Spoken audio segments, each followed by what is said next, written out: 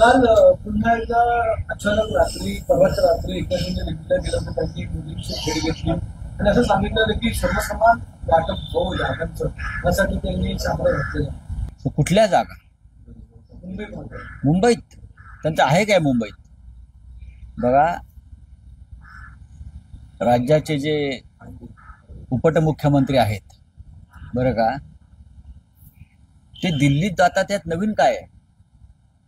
शिवसेना सोडण्याआधी आणि फोडण्याआधी पण ते दिल्लीत अचानक रात्री जात होते, कारण त्यांनी ठरवलेलं आहे की त्यांचे जे मालक आहेत ते दिल्लीमध्ये आहेत, ते दिल्लीत आहेत आणि त्यांना दिल्लीत जाऊन त्यांच्या मालकांशी चर्चा करावी लागते. जेव्हा ते शिवसेनेमध्ये होते तेव्हा त्यांना मातोश्रीवर किंवा शिवसेना भवनामध्ये मुंबईत त्यांना यावं लागेल. शिवसेना त्यांना कळत नाही, कारण चोरलेला पक्ष असल्यामुळे त्यांना इतिहास माहीत नाही. शिवसेना हा एक प्रादेशिक पक्ष आहे आणि प्रादेशिक पक्षाचं नेतृत्व हे राज्यामध्येच असतं. प्रादेशिक पक्षाची मुख्य कार्यालय ही राज्यामध्ये असतात, दिल्लीत नसतात. चंद्राबाबू नायडू दिल्लीत जात नाही त्याच्या पक्षाचं काम ठेवून, किंवा इतर जे पक्ष आहेत.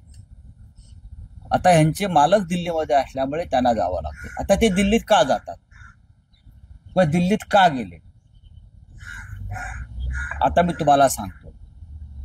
जेव्हा जेव्हा सुप्रीम कोर्टामध्ये पक्ष आणि चिन्ह कोणाचा ह्यावर सुनावणीची तारीख जवळ येते तेव्हा ह्यांचे पाय लटपटतात आणि हे दिल्लीत जातात. कधी अमित शहाना भेटतात, कधी मोदींना भेटतात. बाकी त्याच्या मागे काय नाही. तुम्हाला मागच्या तारखेला माहित असेल, 2 दिवसापूर्वी ते अमित शहाना भेटले आणि आता ते मोदींना भेटले. जेव्हा जेव्हा पक्ष आणि चिन्ह या संदर्भातल्या सुनावणीची तारीख जवळ येते तसतसे यांचे दिल्लीतल्या भेटीगाठी वाढतात. प्रधानमंत्री आणि मोदी कोणते आपले गृहमंत्री अमित शहा त्यांना भेटतात, रडगाणं गातात, छाती पिटतात आणि परत येतात. मोदी आणि शहांना माहिती आहे की शिंद्यांची जमिनीवरील ताकद नक्की किती आहे. त्यांनी त्यांना वापरून घेतलं आमच्या विरुद्ध, महाराष्ट्राच्या विरुद्ध, मराठी माणसाच्या विरुद्ध. आणि अमित शहाचा आणि मोदींचा त्यांना थेट सल्ला आहे की महानगरपालिका निवडणुका झाल्यावर तुम्हाला तुमचा पक्ष हा भाजपमध्ये विलीन करावा लागेल. हे जे मी सांगतोय या सत्य आणि तथ्य आहे.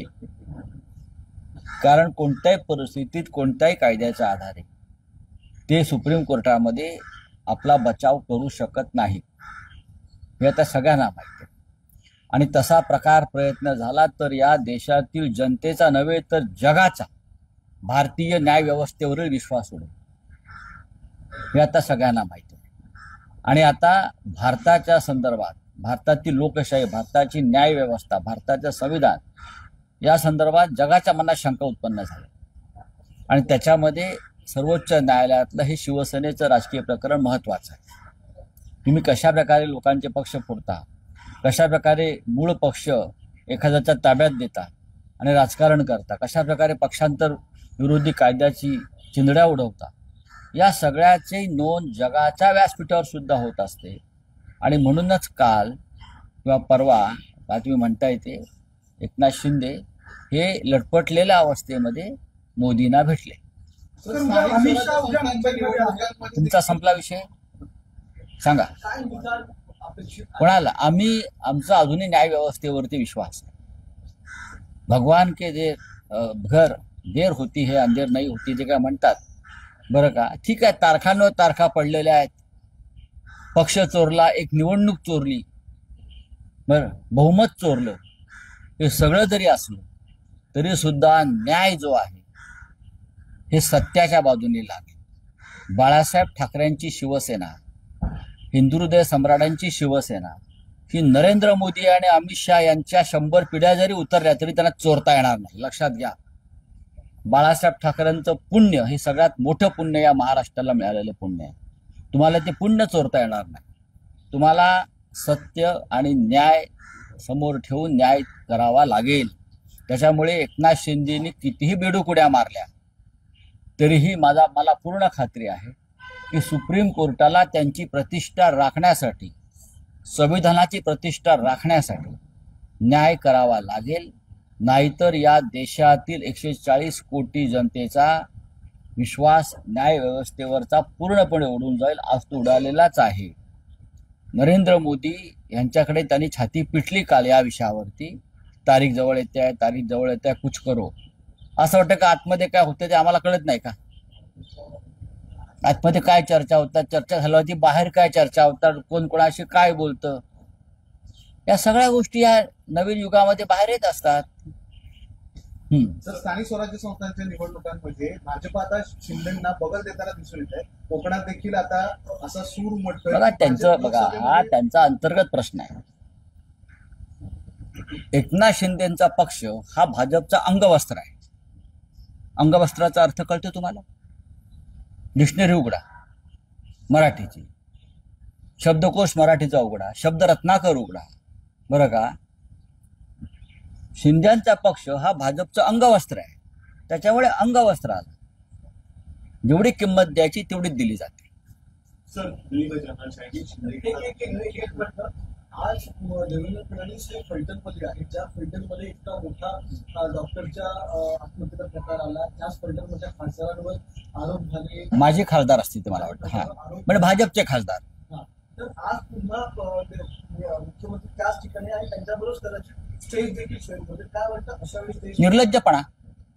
जर तसं खरोखर होणार असेल, ज्यांच्यावरती अशा प्रकारचे गंभीर आरोप झालेले आहेत, होत आहेत, लोकांच्या मनात शंका आहेत, मुख्यमंत्री खरोखर स्वतःला गृहमंत्री मानत असतील किंवा या राज्याचे तारणहार, कस्टोडियन, संरक्षक मानत असतील, तर त्यांनी त्या संदर्भात मी जो शब्द वापरला त्याला साजेसं वर्तन करू नये. 1 नोव्हेंबरला हा मोर्चा निघेल. या मोर्चामध्ये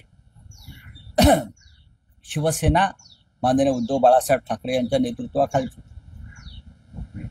भारतीय राष्ट्रीय काँग्रेस, राष्ट्रवादी काँग्रेस पार्टी, महाराष्ट्र नवनिर्माण सेना, शेतकरी कामगार पक्ष, कम्युनिस्ट पार्टी मार्क्सवादी, त्यानंतर भारतीय कम्युनिस्ट पार्टी, असे सर्व प्रमुख पक्ष, या राज्यातील समाजवादी पार्टीला आम्ही आमंत्रित केलेलं आहे मोर्चासाठी. सगळ्या पक्षांचा एकत्रित मोर्चा निवडणूक आयोगाविरुद्ध निघेल. दुपारी 1 वाजता मोर्चाची वेळ आहे. तो साधारण पुढल्या अर्धा-पाऊण तासात त्यानंतर तो सुरू होईल. फॅशन स्ट्रीटवरून मोर्चा निघेल. फॅशन स्ट्रीटवरून मोर्चाला सुरुवात होईल. तो मेट्रोच्या मार्गे मुंबई महानगरपालिकेच्या मुख्यालयाजवळ व्यासपीठ उभं केलेलं आहे, तिथपर्यंत पोहोचेल. प्रमुख नेत्यांचं मार्गदर्शन होईल आणि त्यानंतर निवडणूक आयोगाच्या विरुद्धची जी पुढली रणनीती आहे त्या संदर्भाची घोषणा केली जाईल. मोर्चाची तयारी सुरू आहे. सर्व पक्षांच्या बैठका सुरू आहेत. एकमेकांशी सुसंवाद सुरू आहे. माझं काल प्रदेशाध्यक्ष हर्षवर्धन सकपाळ यांच्याशी चर्चा झाली. माझं काल मुंबईच्या अध्यक्षा वर्षाताई गायकवाड यांच्याशी चर्चा झाली. माझी काल महाराष्ट्राचे त्यांचे प्रभारी रमेश चेनिथला यांच्याशी चर्चा झाली आणि काँग्रेस या मोर्चामध्ये ताकदीनं सहभागी होते. सर्व पक्षाचे झेंडे तुम्हाला मोर्चात दिसतील. राहुल गांधी केंद्रामध्ये आणि तुम्ही सगळे नेते राज्यामध्ये ज्या प्रकारे राज्याच्या भोगाबद्दल आवाज उठवत आहात, त्याचीच परिणती म्हणावी का? पुढच्या आठवड्यांपासून निवडणूक आयोग याची विशेष सखोल घेऊ द्या ना, घेऊ द्या, आमचा मोर्चा होऊ द्या, मग आम्ही निर्णय घेऊ. उद्याच्या 1 तारखेच्या मोर्चाला सर्व प्रमुख नेते उपस्थित राहत आहेत. पक्षातले माननीय शरद पवार स्वतः उपस्थित राहत आहेत, उद्धव ठाकरेजी, राज ठाकरेजी, हर्षवर्धन सकपाळ साहेब, स्वतः शरद पवार साहेब तिथे उपस्थित आहेत त्या मोर्चाला. सगळे प्रमुख नेते राज्यातले आणि देशातले उपस्थित राहत आहेत. निवडणूक आयोग काय करते ते नंतर बघू आम्ही. समजलं? चला, धन्यवाद.